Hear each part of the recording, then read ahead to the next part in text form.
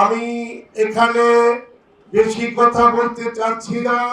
এখানে আমাদের গুণীজন আমাদের অ্যাডভোকেট আব্দুল সালাম সাহেব এখানে বক্তব্য দিবেন। আপনারা এই মত বিনিময় সভায় বলতে চাই, আগামীতে এসএসসি পরীক্ষার্থীদের উদ্দেশ্যে বলতে চাই এবং শিক্ষক শিক্ষিকাদের উদ্দেশ্যে বলতে চাই, এরা আপনাদের এই ছেলে মেয়ে, আপনাদের এই ঘরের একজন অংশীদার হিসাবে আপনারা তাদেরকে সুশিক্ষিত করার দায়িত্ব আপনাদের, এবং তারা যে ভালোভাবে আগামীতে পরীক্ষা দিতে পারে, আমরা এখানে যারা মুরব্বী আছি আমাদের পক্ষ থেকে তাদের প্রতি আমাদের দোয়া ও ভালোবাসা রইল, এবং তারা যে ভালোভাবে রেজাল্ট নিয়ে আপনাদের ঘরে আপনাদেরকে উপহার দিতে পারে, রেজাল্ট এনে আপনাদেরকে উপহার দিতে পারে, আমি এই দোয়া কামনা করি। ইনশাআল্লাহ আরেকটি দোয়া চাচ্ছি, আমাদের ঢাকা 13 আসনের মাননীয় সংসদ সদস্য আগামী জাতীয় 18 সালে নির্বাচন করেছিলেন।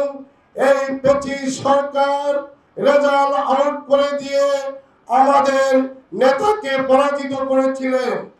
আমি ছোট ভাই বোনের উদ্দেশ্যে বলতে চাই, আগামী দিনে জাতীয় সংসদ নির্বাচন আসছে। আমাদের এই অ্যাডভোকেট আব্দুল সালাম ভাই ঢাকা 13 আসনের কান্ডারি হয়ে ইনশাআল্লাহ নির্বাচন করবেন।